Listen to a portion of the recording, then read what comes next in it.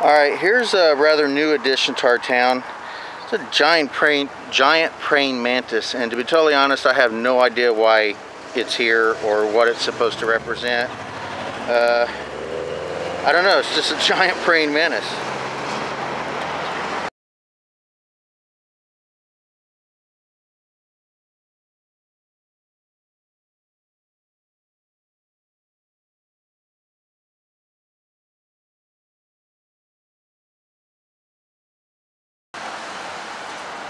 Okay, I now have the story about this praying mantis, and here it is. The body, and I will zoom in on that a little bit here. The body of it right there is actually a missile. It's some sort of rocket missile that a prominent businessman in town obtained in some manner, and he took it to a sculptor, metal worker, and said, "Hey, do something interesting with this for me, will you?"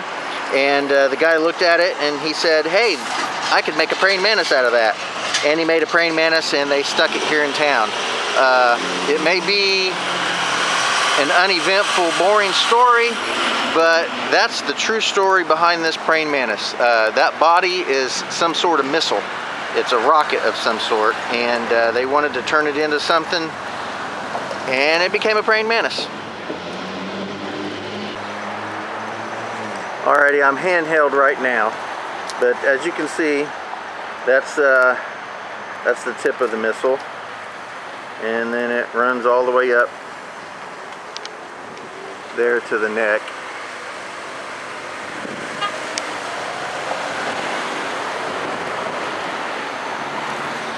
That's a big missile. Alright, here's a statue of our local high school's mascot. It's a wildcat. This place used to be full of bobcats. They don't exist around here much anymore, but the high school's name is Kokomo Wildcats.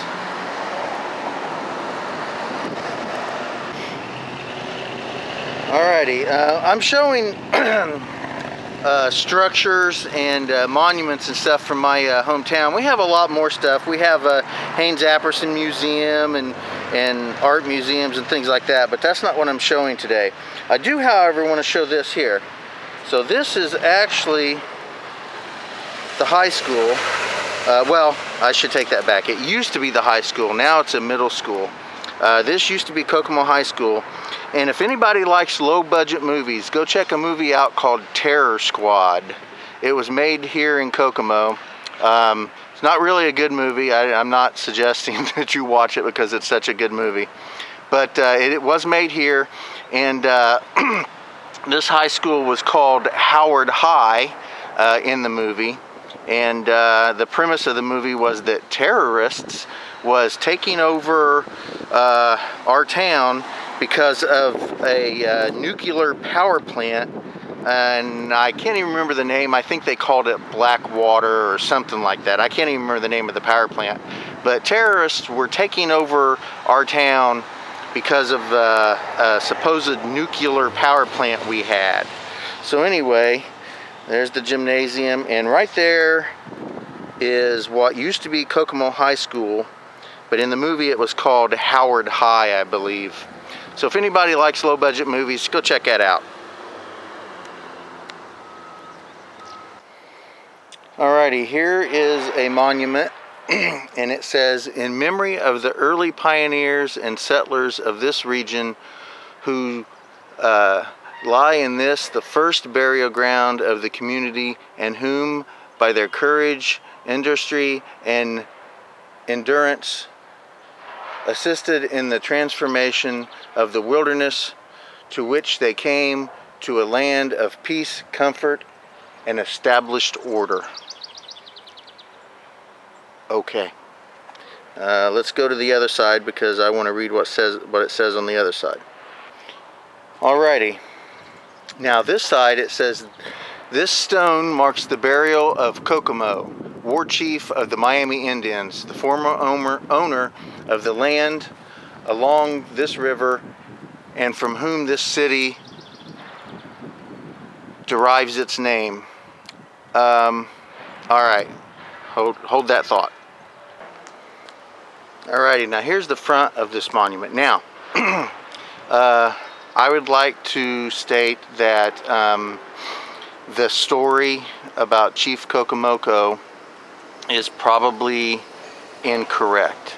As a matter of fact, there's also an alternative history which states that he was a drunkard, possibly a murderer, who was thrown out of his own tribe and wandered around until he landed here.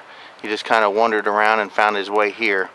Again, that story is as improvable as the established story, but everyone is pretty aware that the established story is really incorrect. But anyway, we were named after Chief Kokomo, which means black walnut, by the way. Yes, our town is full of them. But yeah, the established story is that he's an Indian chief and he was a great warrior. And the more likely story was that he was a drunken murderer who wandered around until he kind of just plopped down here. So, which is true? Who knows? No one really knows, and to be totally honest, no one will ever really know. But it's nice to think that your town was named after a great warrior chief, isn't it?